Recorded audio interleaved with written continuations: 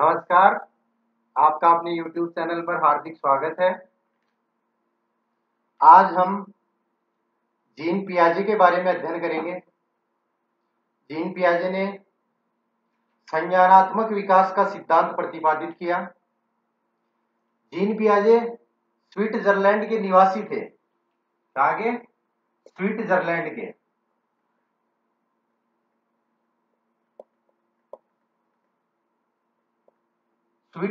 के निवासी थे। इन्होंने अपने ही बच्चे पर प्रयोग किया। जीन पियाजे का संज्ञानात्मक विकास का सिद्धांत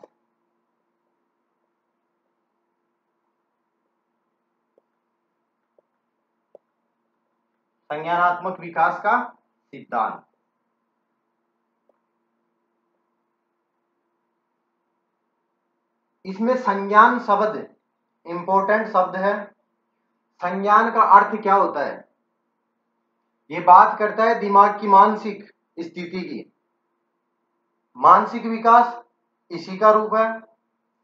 और भी दो अन्य नाम है संज्ञानात्मक विकास सिद्धांत के, उनके बारे में भी बात करेंगे। संज्ञान शब्द के बारे में जानते हैं। सर्वप्रथम संज्ञान होता क्या है? संज्ञान प्रत्यक्षीकरण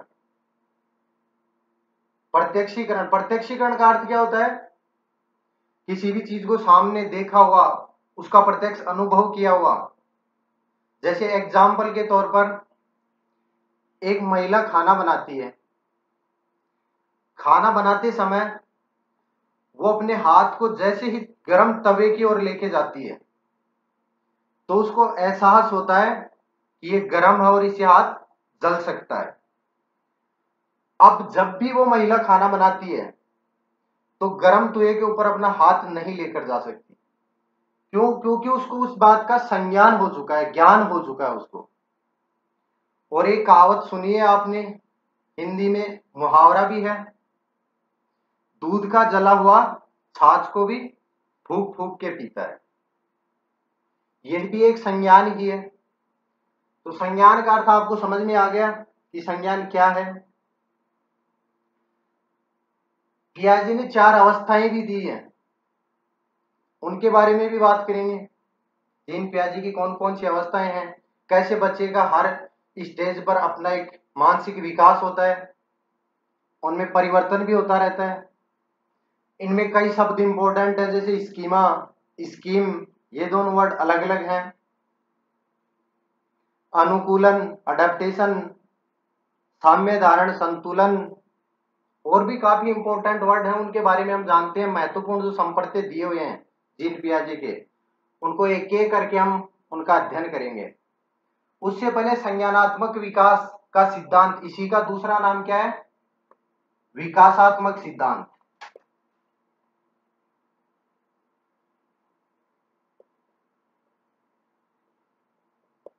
जो काफी एग्जाम में पूछा जा चुका है कि विकासात्मक सिद्धांत किसने दिया? किसने? जीन पियाजे। इसी का दूसरा नाम अवस्थाओं का सिद्धांत या अवस्था का सिद्धांत।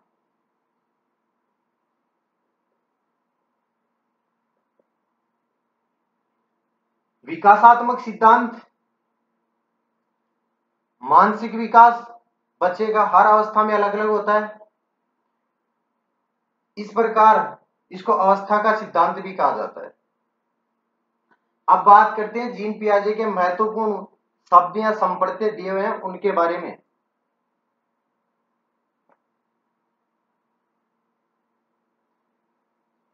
स्कीम और स्कीमा, ये दो शब्द काफी बार एग्जाम में कंफ्यूज करते हैं। इनमें अंतर करना मुश्किल हो जाता है। स्कीम और स्कीमा क्या होते हैं, आज इनको डिटेल से समझेंगे। एक होता है स्कीम और दूसरा होता है स्कीमा। स्कीम का अर्थ होता है कोई भी कार्य है स्टेप बाय स्टेप करते हैं हम, रेगुलर। जैसे एक बच्चा सुबह स्कूल जाता है, उससे पहले वो क्या क्या करता है, उसकी दैनिक क्रिया क्या क्या है।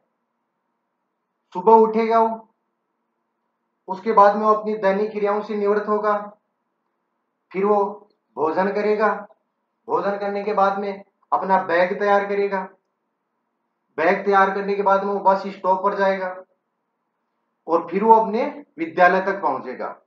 तो इसमें एक सीक्वेंस हो गई। स्कीमा वैसे भी हम हमारी लैंग्वेज में भी काम करते हैं कभी कभी स्कीम शब्द का, कि हम एक स्कीम बनाते हैं फिर कोई कार्य करते हैं।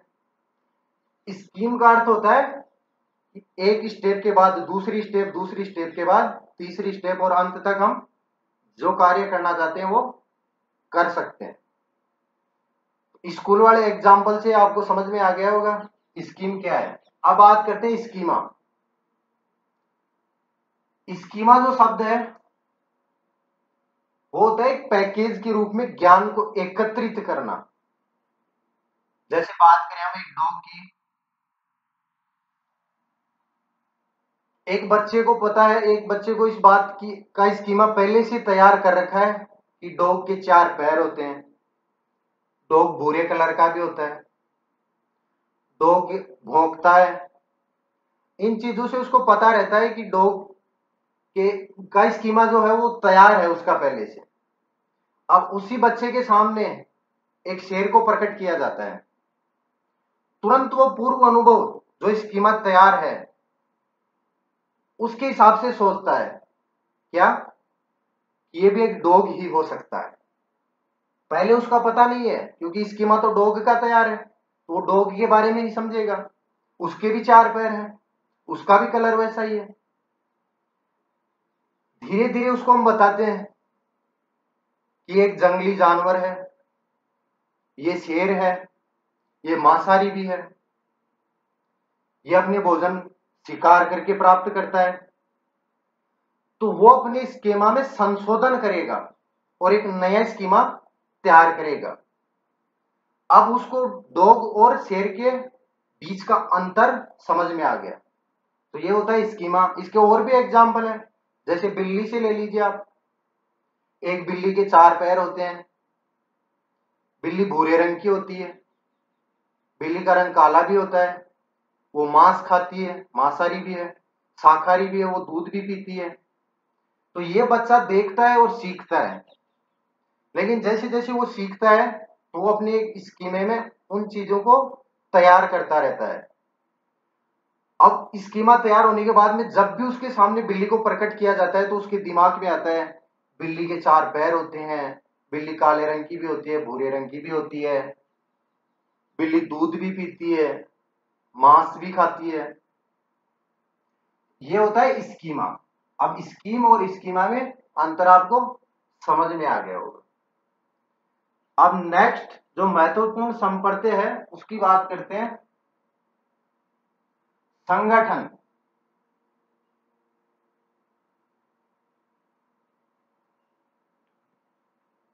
संगठन क्या होता है?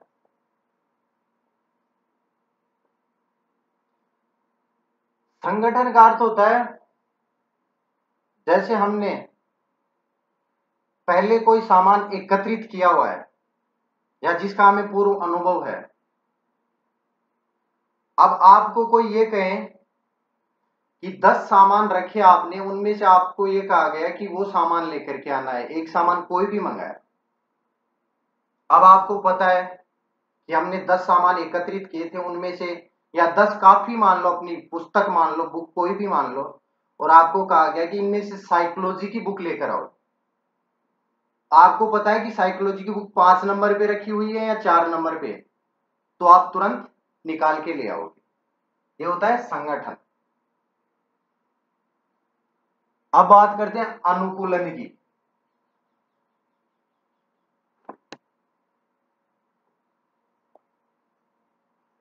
अनुकूलन, अडेप्टेशन।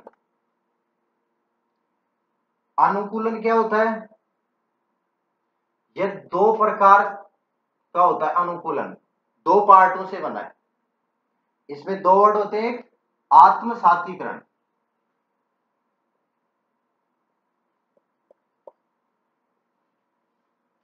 आत्मसातीकरण और दूसरा समायोजन।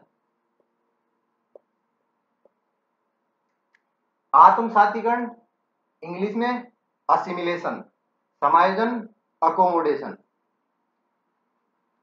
आत्मसातीकरण का अर्थ हमारे पास कोई पूर्व ज्ञान है, उस ज्ञान से रिलेटेड हम नए ज्ञान को जोड़ लेते हैं। जैसे आपकी कोई समस्या आई, उस समस्या का हल निकालने के लिए आपके पास पूर्व अनुभव है, उन अनुभवों को जोड़कर आपने उस समस्या का समाधान कर लिया। ये होता है आत्मसातीकरण। पूर्व अनुभवों से, पूर्व अनुभवों से नए ज्ञान का निर्माण।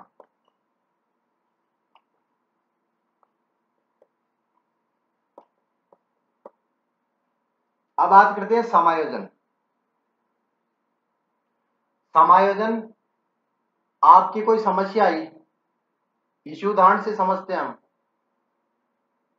आपके पास कोई पूर्व अनुभव नहीं है, अचानक कोई ऐसी समस्या आ गई जिसके बारे में आपने कभी सोचा भी नहीं और आप जानते भी नहीं, उसका समाधान करना है आपको। तो आपके पास पूर्व जो अनुभव है लेकिन वो काम नहीं आ रहे हैं उस समस्या के समाधान में, उनसे मिलते जुलते समाधान खोजेंगे आप कि इसका ऐसे भी हो सकता है, इसका ऐसे भी हो सकता है, और धीरे धीरे आप उस समस्या के समाधान तक पहुंच जाते हैं। अनुभव तो नहीं था आपके पास पूर्व, लेकिन उस जो पूर्व अनुभव थे उनसे अलग अलग रिलेट किया आपने, वो होता है समायोजन, अकोमोडेशन। अब आत्मसातीकरण और समायोजन में आपको दोनों में जो कंफ्यूजन होता है वो दूर हो गया आपका और समझ में आ गया होगा। अब बात करते हैं हम, आत्मसातीकरण हो गया, समायोजन हो गया, इससे पहले भी हमने स्कीम और स्कीमा दोनों की बात कर ली। अब इसमें होता है साम्य धारण या संतुलन।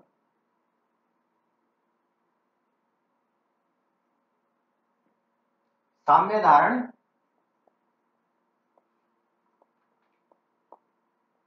या जिसको संतुलीकरण या संतुलन भी बोलते हैं। साम्य धारण क्या होता है?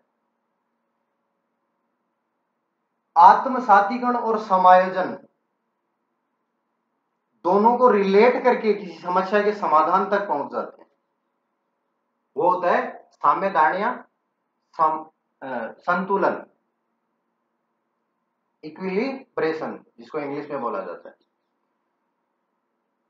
मान लो आपको किसी समस्या का समाधान करना है, उसमें कुछ आपके पूर्व अनुभव हैं, लेकिन वो पूर्व अनुभव आपको उस समस्या के समाधान में सहयोग नहीं कर रहे हैं। उसके बाद में आपने धीरे धीरे समायोजन किया, किसका? पूर्व अनुभवों को रिलेट किया। अब रिलेट करते करते आपने समायोजन और आत्मसातीकरण दोनों को मिलाया, दोनों को मिलाने से जो प्रक्रिया हुई वो क्या होती है? साम्य धारण या संतुलीकरण।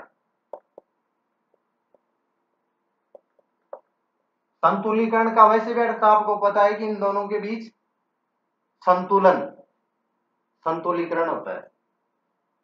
आपको ये एग्जाम्पल के थ्रू समझ में आ गया पूर्व अनुभव से कैसे रिलेट करते हैं, किस हिसाब से दूसरे अनुभव कैसे तैयार होते हैं धीरे धीरे।